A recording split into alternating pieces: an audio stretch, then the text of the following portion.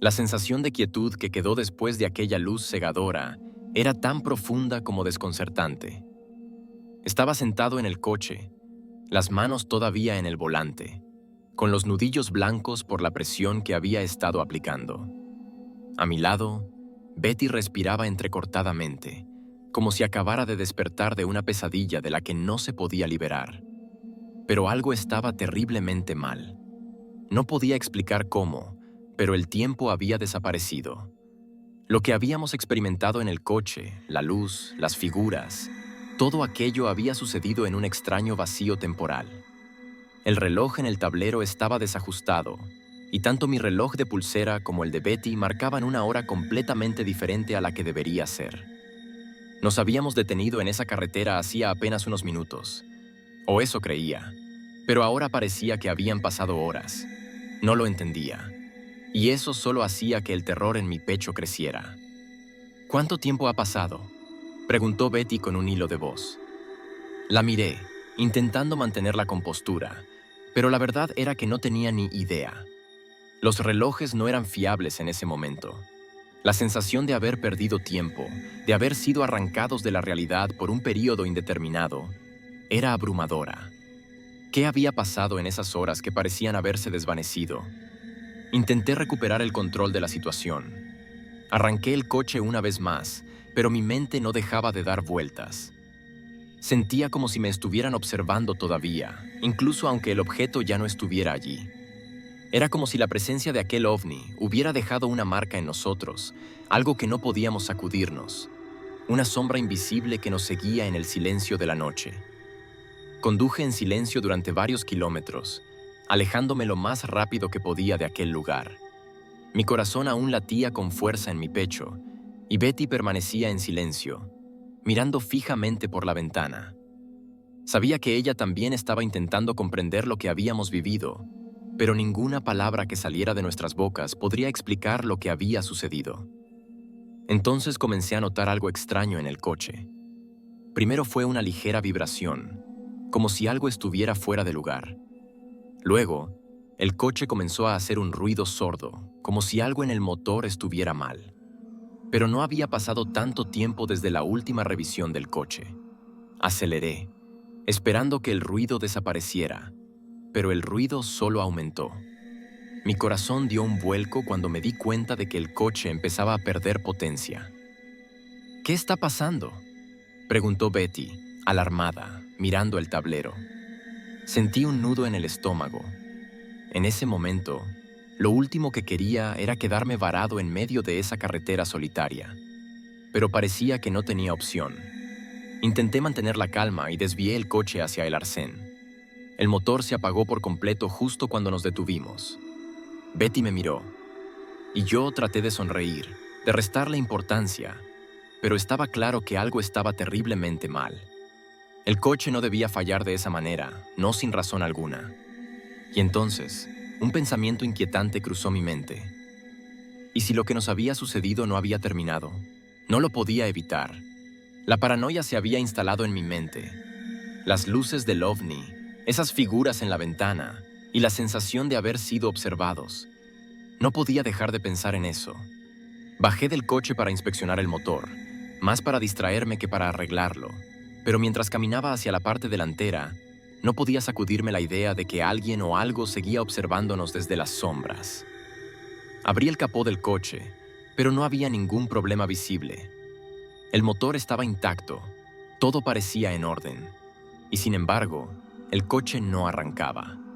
Escuché a Betty bajar del coche también, su respiración aún pesada por el miedo, y me giré para mirarla.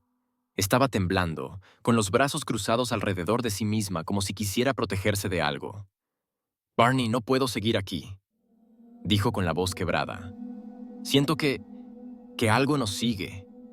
Intenté tranquilizarla, pero en el fondo compartía su miedo. No podía evitar mirar alrededor, buscando algo en la oscuridad, aunque no sabía qué esperaba encontrar. Y entonces lo sentí otra vez. Esa misma presión en el pecho, ese peso en el aire que habíamos sentido antes. Como si el objeto, o lo que fuera, estuviera cerca de nuevo. Miré hacia el cielo. mis ojos buscando frenéticamente algún destello, alguna señal de que aquello que nos había perseguido estaba de vuelta. Pero no vi nada, solo la vasta oscuridad que parecía querer tragarnos. Betty comenzó a llorar suavemente, y yo me acerqué a ella, intentando ofrecer algún tipo de consuelo, aunque sabía que no había palabras que pudieran calmar lo que ambos estábamos sintiendo. Estábamos solos en medio de la nada, y aunque no hubiera luces en el cielo, algo nos seguía. Lo sabía. Finalmente, después de varios intentos, el coche arrancó de nuevo, como si nada hubiera pasado. Subimos rápidamente y continuamos conduciendo, con el sonido del motor siendo el único ruido en el denso silencio de la noche.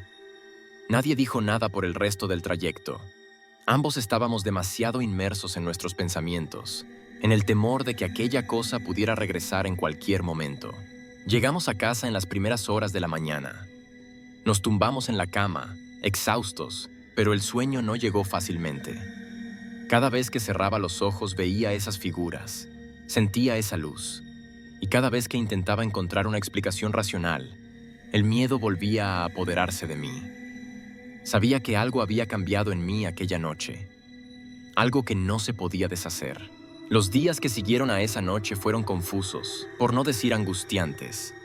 Betty y yo intentamos retomar nuestras rutinas, pero ambos sabíamos que algo no estaba bien. Habíamos experimentado algo que no se podía explicar con palabras, pero en lugar de hablar de ello, de enfrentarlo, lo enterramos en silencio.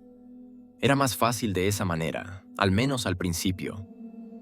Volvimos a casa, intentamos dormir, aunque era prácticamente imposible. No importaba lo cansados que estuviéramos, cada vez que cerraba los ojos, veía aquella luz. Sentía la presión en mi pecho, las figuras en el objeto, y la sensación de que habíamos sido apartados del mundo por un breve e inexplicable lapso de tiempo. Betty tampoco podía descansar. Se levantaba varias veces durante la noche, caminando por la casa, como si esperara ver algo fuera de las ventanas. Esa primera mañana, después de regresar, ninguno de los dos mencionó lo que había pasado. Ambos estábamos sumidos en nuestros propios pensamientos, tratando de racionalizar lo sucedido. Tal vez fue un sueño, una alucinación, algo provocado por el cansancio, me decía a mí mismo. Pero cuanto más intentaba convencerme, más me daba cuenta de que era una mentira.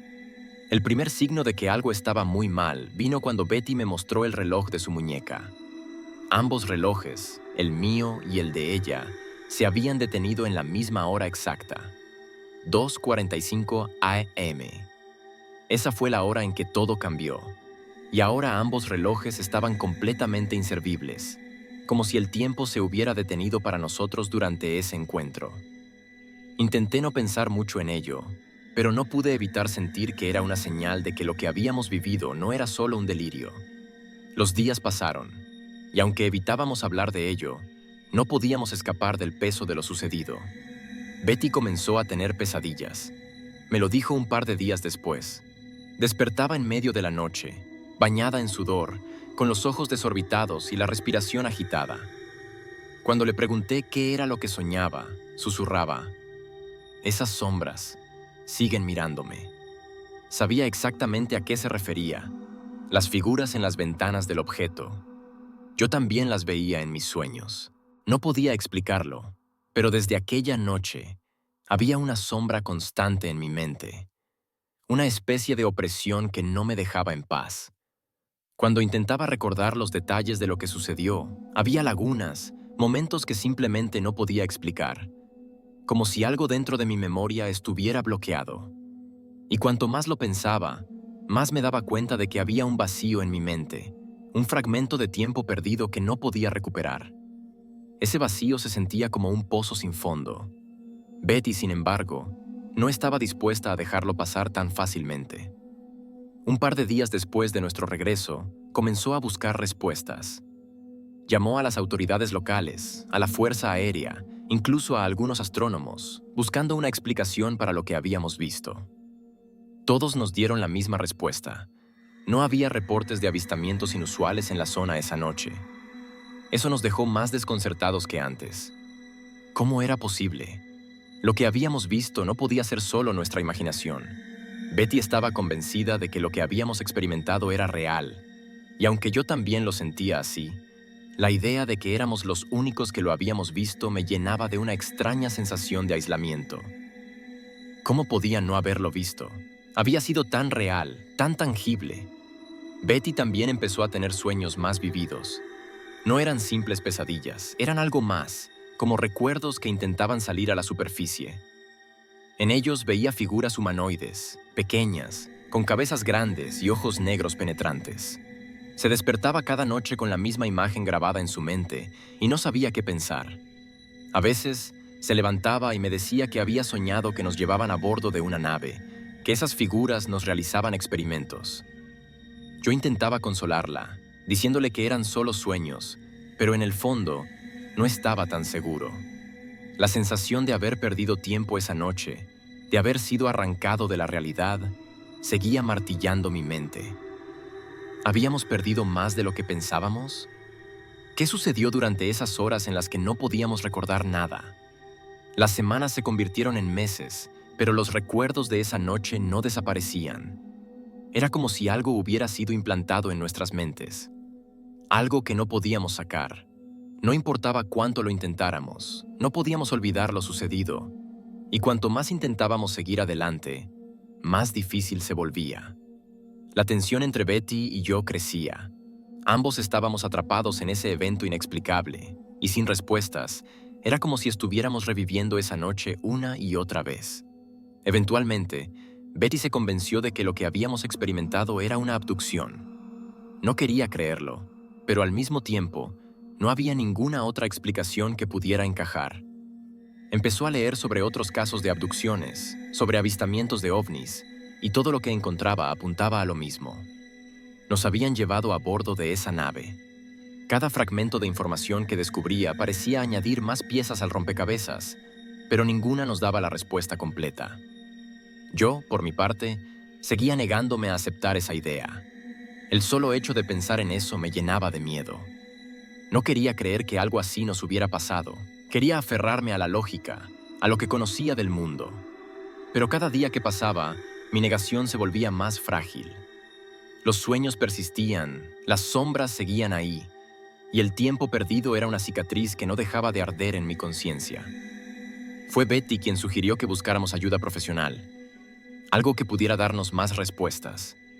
Y aunque al principio me resistí, eventualmente accedí. Sabía que no podíamos seguir viviendo con esa incertidumbre. Teníamos que saber qué nos había pasado.